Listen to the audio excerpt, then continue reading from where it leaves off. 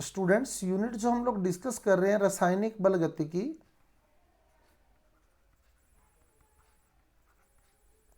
Chemical kinetics.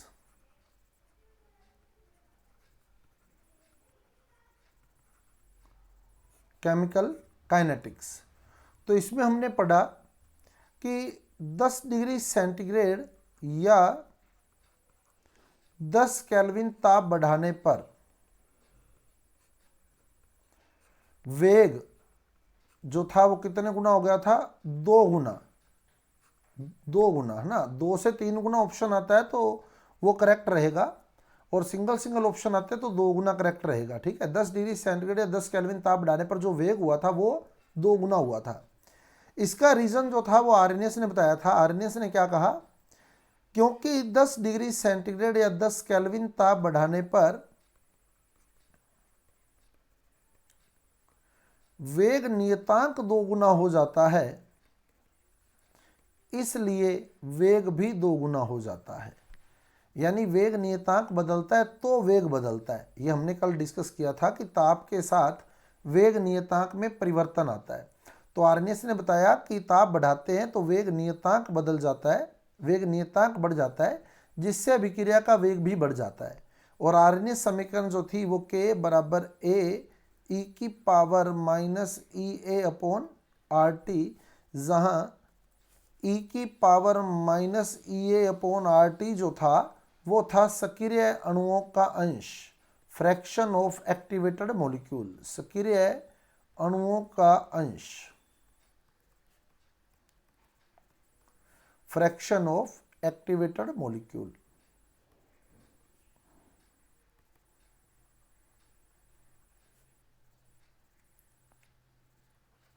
अब आप देखें, अब अगर ये डबल होगा, ये दुगना होगा तो K दुगना होगा ऑटोमेटिक। सही है, क्योंकि K इस पे डिपेंड कर रहा है। K क्या है? K बराबर A इंटू सक्रिय अणुओं का अंश, यानी फ्रैक्शन ऑफ एक्टिवेटेड मॉलिक्यूल। ये फार्मूला बन गया, सक्रिय अणुओं का अंश। अब जब सक्रिय अणुओं का अंश दुगना होगा तो K दुगना होगा। सही है, अगर ये डबल हो गया तो K क्या हो जाएगा? डबल हो जाएगा। और K डबल हो जाएगा तो वेग क्या होगा? अगर K डबल हो गया तो रेट क्या होगा? रेट डबल हो जाएगा। क्लियर? तो स्टार्टिंग जो हुई ना हमारी, स्टार्टिंग यहां से हुई कि 10 डिग्री सेंटीग्रेड ताप बढ़ाया तो वेग दुगना हो गया। वेग क्यों दुगना हुआ? क्योंकि वेग नियतांक दुगना हो गया। वेग नियतांक दुगना हो गया। अब वेग नियतांक क्यों दुगना हुआ? रेट कांस्टेंट क्यों डबल हुआ? क्योंकि सक्रिय अणुओं का अंश दुगना हो गया। समझ आई बात?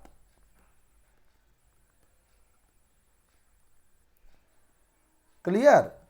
भाई वेग दुगना होने का कारण क्या रहा? वो आर्यनियस ने बताया। क्या कारण रहा उसका?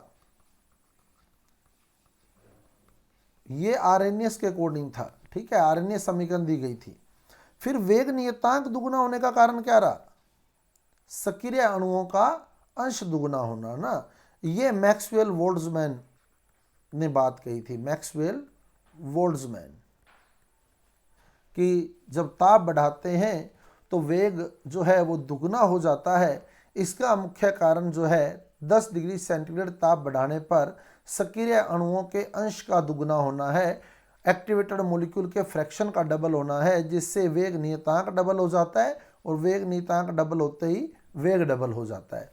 तो ये मैक्सवेल बोल्ट्जमैन है। अब ये ध्यान रखना, अब 2 बातें आ गई आपके पास। अगर ये कह दे ताप बढ़ाने पर वेग बढ़ने का, रेट बढ़ने का, टेम्परेचर इंक्रीज करने पर रेट इंक्रीज होने का मुख्य कारण रेट कांस्टेंट का चेंज होना है या रेट कांस्टेंट का इंक्रीज होना है, तो आंसर बनेगा आपका क्या?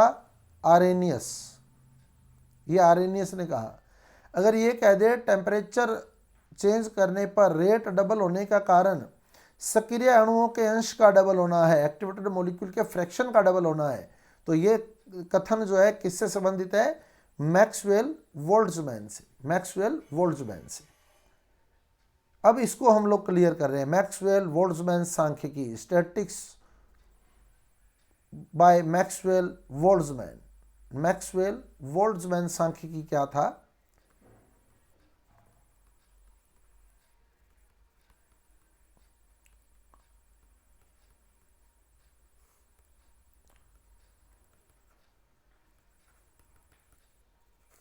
मैक्सवेल बोल्ट्जमैन सांख्यिकी। तो क्या कहा था इन्होंने? मैक्सवेल बोल्ट्जमैन का जो मेन रिजल्ट था क्या था? 10 डिग्री सेंटीग्रेड या 10 केल्विन ताप बढ़ाने पर, अगर 10 डिग्री सेंटीग्रेड टेम्परेचर इंक्रीज करते हैं तो क्या होता है? सक्रिय अणुओं का अंश दुगना हो जाता है। सक्रिय अणुओं का अंश दुगना हो जाता है।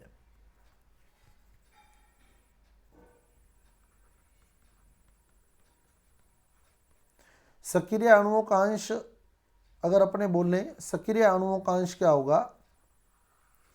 सक्रिय अणुओं की संख्या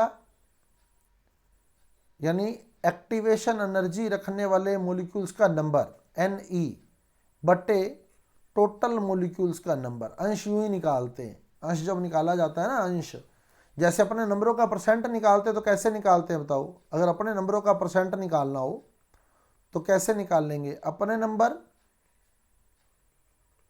बटे टोटल नंबर इनटू 100, ये तो परसेंट निकल गया है ना। और जब अपने नंबरों का फ्रैक्शन निकालना हो, अंश निकालना हो, तो अभी इनटू 100 नहीं लगता, ये अंश बन जाता है। अंश जो है वो 1 में से निकाला जाता है कि 1 में से कितना आया है, और परसेंट जो है वो 100 में से निकाला जाता है कि 100 में से कितना आया है। आप लोगों ने एक सिंपल सा टॉपिक पढ़ा होगा, मोल अंश या मोल भिन्न बोलते हैं जिसको, पढ़ा है ना? विलियन चैप्टर में पढ़ा होगा कभी, मोल अंश या मोल भिन्न, मोल फ्रैक्शन पढ़ा है ना? ये विलियन चैप्टर का एक बहुत इंपॉर्टेंट टॉपिक रहता है, मोल अंश। मोल अंश का मतलब क्या है? किसी भी घटक के मोल, जिसके मोल अंश आप निकालना चाहते हैं, उसके मोल बटे टोटल मोल, ये मोल अंश होता है। समझ गए? मोल अंश यानी घटक के मोल जिसका मोल अंश आपने निकालना है बटे टोटल मोल, ये मोल अंश बन गया। नंबरों का अंश निकाला तो कैसे निकाला? जिसके नंबरों का अंश निकालना है उसके नंबर बटे टोटल नंबर। अब सक्रिय अणुओं का अंश निकालना तो कैसे निकालेंगे? सक्रिय ऊर्जा रखने वाले अणुओं की संख्या बटे कुल अणुओं की संख्या। समझ आ गई बात? Ne बटे Nt। Ne क्या है? Ne क्या है? अणुओं की संख्या है ना, अणुओं की संख्या जो किरण ऊर्जा रखते हैं, बटे Nt क्या है? कुल अणुओं की संख्या। ये बन गया सक्रिय अणुओं का अंश।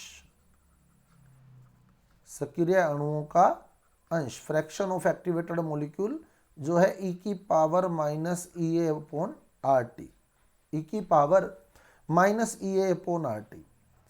अब मैक्सवेल बोल्ट्जमैन ने क्या किया? एक जो था अपने प्रयोग से एक ग्राफ बनाया, और इनका जो ग्राफ आया वो इस प्रकार से आया। यहां तो था इनके पास सक्रिय अणुओं का अंश,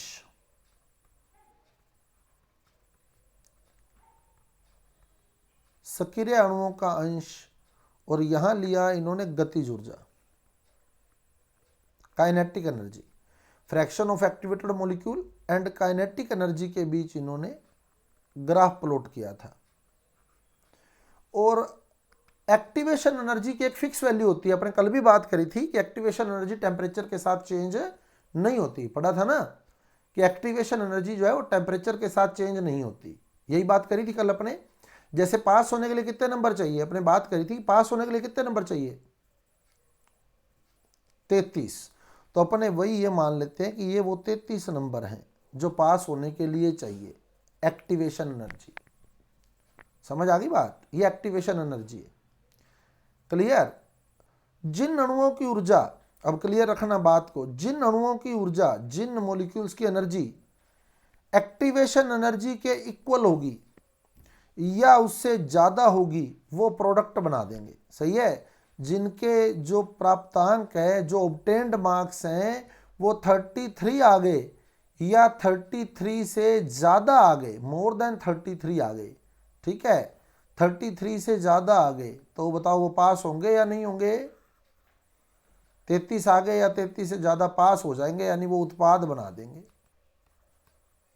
सही है। तो उत्पाद कौन बनाएगा, प्रोडक्ट कौन बनाएगा, जिन अणुओं की ऊर्जा या तो सक्रियण ऊर्जा के बराबर हो और या फिर उससे ज़्यादा हो। ये तो कॉमन सी बात है ना।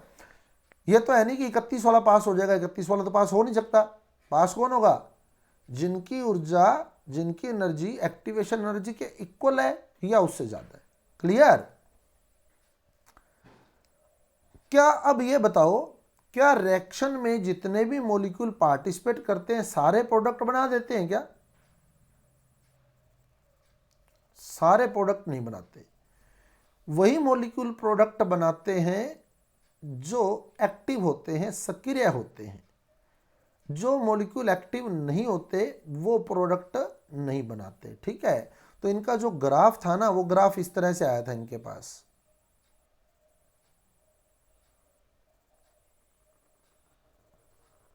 ये इनका ग्राफ था। ठीक है। इनके पास जो ग्राफ आया, ये ग्राफ आया इनके पास। तो अब अपने देखें तो कितना पार्ट प्रोडक्ट बना रहा है ग्राफ का। तो एक्टिवेशन एनर्जी, ये एक्टिवेशन एनर्जी है। ठीक है। इतना पार्ट ही प्रोडक्ट बना रहा है, देखो आप, क्योंकि इतने पार्ट की जो एनर्जी है वो एक्टिवेशन एनर्जी के या तो बराबर है और या उससे ज़्यादा है। सही है। सिर्फ जो मैंने हाईलाइट किया रेड कलर से, उतना पार्ट ही प्रोडक्ट बनाएगा, क्योंकि उनकी एनर्जी क्या है, या तो एक्टिवेशन एनर्जी के इक्वल है या उससे ज़्यादा है। ये वाला जो पार्ट है, क्या ये वाला पार्ट प्रोडक्ट बनाएगा क्या? ये नहीं बनाएगा, क्योंकि इनकी जो एनर्जी है वो एक्टिवेशन एनर्जी से कम है। क्लियर। तो जिस पार्ट की एनर्जी एक्टिवेशन एनर्जी के इक्वल है या उससे ज़्यादा है, वही पार्ट प्रोडक्ट बनाएगा। तो जो रेड कलर से हाईलाइट किया है ये प्रोडक्ट बना रहा है। T डिग्री सेंटीग्रेड टेम्परेचर पर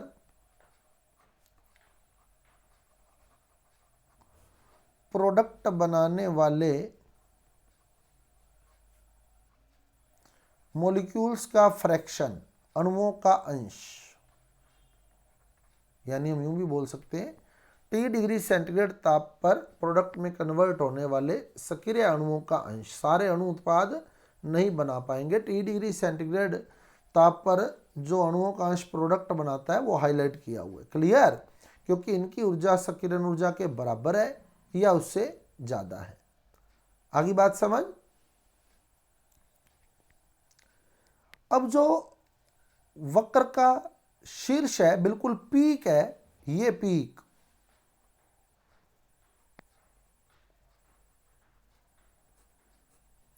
ये पीक किसको बता रहा है? जो इस वक्र का कर्व का बिल्कुल पीक पॉइंट है, शीर्ष पॉइंट है, ये किसको बता रहा है? अति संभाव्य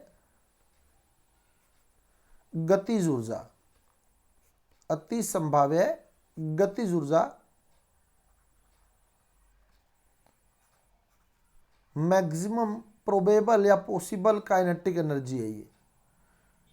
अति संभाव्य गतिज ऊर्जा, अति संभाव्य गतिज ऊर्जा, जो इसका पीक पॉइंट है, बिल्कुल शीर्ष बिंदु है, ये वाला पॉइंट। ये क्या होता है? अति संभाव्य गतिज ऊर्जा क्या होती है? तो इसमें दो पॉइंट मेन आएंगे आपके पास मैक्सवेल में, मैक्सवेल बोल्ट्जमैन ने। एक तो कितना पार्ट प्रोडक्ट बना रहा है वो, ठीक है, और दूसरा अति संभाव्य गतिज ऊर्जा क्या है। अति संभाव्य गतिज ऊर्जा क्या है? देखो आप, अगर मैं यहां पर इस पॉइंट पर एनर्जी की वैल्यू देखूं तो मैं कौन सी एक्सिस की ओर जाऊंगा बताओ?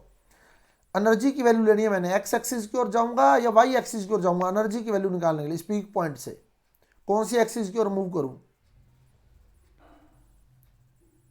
एनर्जी चाहिए मेरे को, एनर्जी किस एक्सिस पर आएगी बताओ? एक्स पर या वाई पर? एक्स एक्सिस पर है ना, एक्स एक्सिस पर। तो मैं क्या करूंगा, यहां से एक्स एक्सिस की ओर आऊंगा। ये मैं एक्स एक्सिस पे आ गया, यहां इस पॉइंट पर। ये जो एनर्जी है ना, ये है अति संभाव्य गतिज ऊर्जा, अति संभाव्य गतिज ऊर्जा। अब देखो अति संभाव्य गतिज ऊर्जा क्या होती है। अति संभाव्य गतिज ऊर्जा क्या है, तो यहाँ देखो आप इस पॉइंट पर, पीक पर अगर मैं अणुओं का अंश देखूं तो वो शायद मैक्सिमम है, इससे ज़्यादा अंश कहीं भी नहीं है। आप देखो हाईएस्ट अंश अणुओं का, सही है, अणुओं का अंश यही अधिकतम है ना, क्योंकि इससे ऊपर तो ग्राफ ही नहीं जा रहा वाई एक्सिस पर, वाई एक्सिस पर तो मैक्सिमम ग्राफ यही है। तो ये अणुओं का अधिकतम अंश है, ये अणुओं का अधिकतम अंश, मैक्सिमम फ्रैक्शन है ये मॉलिक्यूल्स का, अणुओं का अधिकतम अंश, या अणुओं का अंश है, अणुओं का अधिकतम अंश, अणुओं का अधिकतम अंश। तो क्या है बताओ, अति संभाव्य गतिज ऊर्जा, अपने आप बताओ क्या है अति संभाव्य गतिज ऊर्जा, किसे कहोगे? डेफिनेशन बनाने का प्रयास करो। आपको सारी पॉइंट बता दिए, ये पॉइंट अति संभाव्य गतिज ऊर्जा को बता रहा है, और ये अणुओं का अधिकतम अंश है, ये वाला जो वाई एक्सिस है इस पर आप देखेंगे तो ये अणुओं का अधिकतम अंश है। इससे अगर आप इससे अगर कम ऊर्जा देखते हैं, जैसे मान लो ये पॉइंट देखते हैं, तो भी अंश इससे कम रहेगा। देखो आप, अगर आप इससे काइनेटिक एनर्जी ज़्यादा देखते हैं सपोज, तो भी ये अंश कम रहेगा। देखो, यानी अणुओं का अधिकतम अंश यही है। अब बताओ अति संभाव्य गतिज ऊर्जा किसे कहते हैं? मैक्सिमम प्रोबेबल काइनेटिक एनर्जी किसे कहते हैं?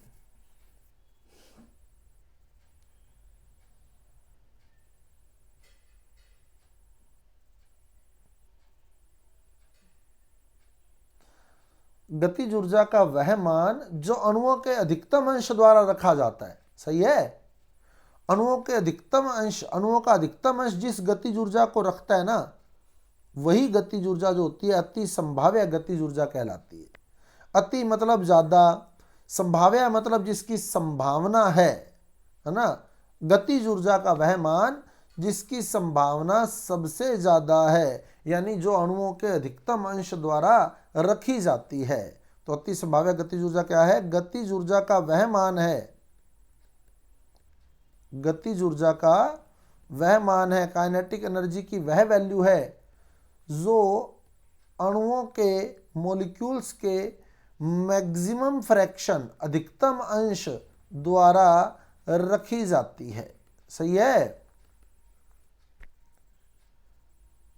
अब आप देखो, वापिस देख लो, बात कर लो, वापिस क्लियर कर लो इस पॉइंट को। और जैसे ये है, ये तो है अणुओं का अंश,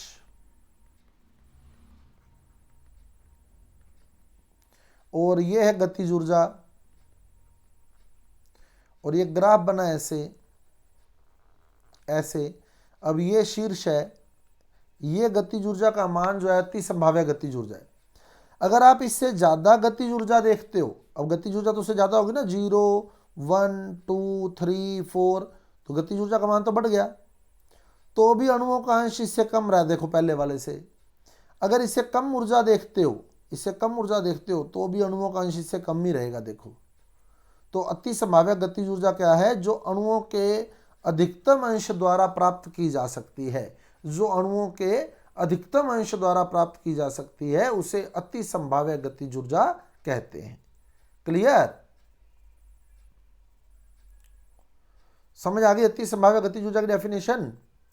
कोई डाउट है तो आप कंसल्ट कर सकते हैं ना। अति संभाव्य गतिज ऊर्जा, गतिज ऊर्जा का वह मान है, गतिज ऊर्जा काइनेटिक एनर्जी की वह वैल्यू है जो मॉलिक्यूल्स के मैक्सिमम फ्रैक्शन द्वारा रखी जाती है। यानी मॉलिक्यूल्स के मैक्सिमम फ्रैक्शन जो गतिज ऊर्जा रखता है, उसी गतिज ऊर्जा को हम अति संभाव्य गतिज ऊर्जा, मैक्सिमम प्रोबेबल काइनेटिक एनर्जी के नाम से जानते हैं। अब आप देखो कि क्या परिणाम हुआ ग्राफ के अंदर 10 डिग्री सेंटीग्रेड ताप बढ़ाने पर। अब यहां से दो बातें मेन निकलती हैं आपके पास। ये अणुओं का अंश था,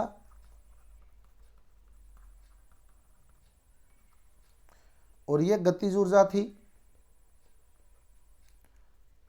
और ये क्या था? ये सक्रियण ऊर्जा, सक्रियण ऊर्जा।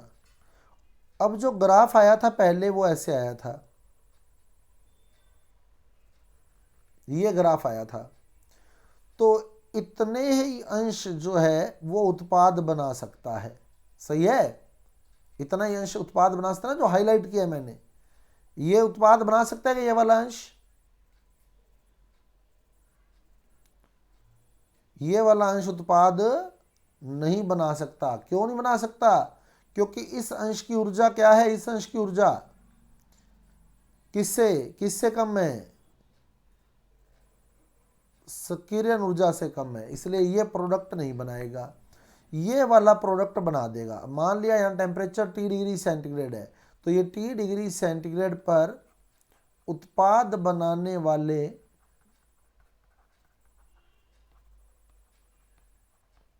अणुओं का अंश, यानी हम कह सकते हैं सक्रिय अणुओं का अंश, सक्रिय अणुओं का अंश है T डिग्री सेंटीग्रेड ताप पर जो उत्पाद बना रहे हैं। अब क्या होगा बताओ, टेम्परेचर कितना बढ़ाना है, पहले लिया T डिग्री सेंटीग्रेड, अब कितना बढ़ाएं, कितना बढ़ाना है ताप को, कितना डिग्री सेंटीग्रेड बढ़ाना है ताप को, 10 डिग्री या 10 केल्विन, है ना। तो अब हम करेंगे T+10। इस पर क्या होगा देखो, इस पर जो वक्र का शीर्ष है वो दाईं ओर खिसक जाएगा। अब शीर्ष दाईं ओर आ गया, पहले ये शीर्ष यहां था देखो इस पॉइंट पर, और अब ये शीर्ष यहां आ गया इस पॉइंट पर, तो खिसक गया ना दाईं ओर। समझ गए, वक्र का शीर्ष किधर खिसक गया, 10 डिग्री सेंटीग्रेड ताप बढ़ाने पर वक्र का शीर्ष जो पीक पॉइंट है वो किस साइड शिफ्ट हो गया, राइट साइड, दाईं ओर शिफ्ट हो गया। अब क्या हुआ, जब ये दाईं ओर शिफ्ट हुआ तो अब इस ग्राफ को अगर आप अपने दिमाग से ही पूरा करें तो आपको दिख रहा है कि सक्रियण ऊर्जा रखने वाले अणुओं का अंश पहले से लगभग डबल हो जाएगा। देखो आप, अब ये वाला पार्ट भी बीच में आ गया उसके, तो पहले जो अंश इतना था वो अंश अब इतना हो गया, ये भी बीच में आ गया, तो पहले से डबल हुआ या नहीं हुआ बताओ, ये बीच में आ गया, पहले से डबल हो गया, देखो आप, हो गया ना डबल पहले से। तो जब सक्रिय अणुओं का अंश पहले से डबल हो गया, एक्टिव मॉलिक्यूल का फ्रैक्शन पहले से डबल हो गया, तो वेग नियतांक भी डबल हो जाएगा, क्योंकि वेग नियतांक किस पर निर्भर कर रहा है, K बराबर E⁻⁻ पर, यानी सक्रिय अणुओं के अंश पर, और हमारे को दिख रहा है कि सक्रिय अणुओं का अंश पहले से दुगना हो गया। तो जब सक्रिय अणुओं का अंश यानी एक्टिवेटेड मॉलिक्यूल का फ्रैक्शन डबल हो गया तो K डबल हो जाएगा, K डबल हो जाएगा तो वेग ऑटोमेटिक डबल हो जाएगा। समझ आई बात? तो अब ये आ गया T+10 पर, ये तो T पर था, ये तो T पर था, और ये हो गया T+10 डिग्री सेंटीग्रेड ताप पर उत्पाद बनाने वाले अणुओं का अंश।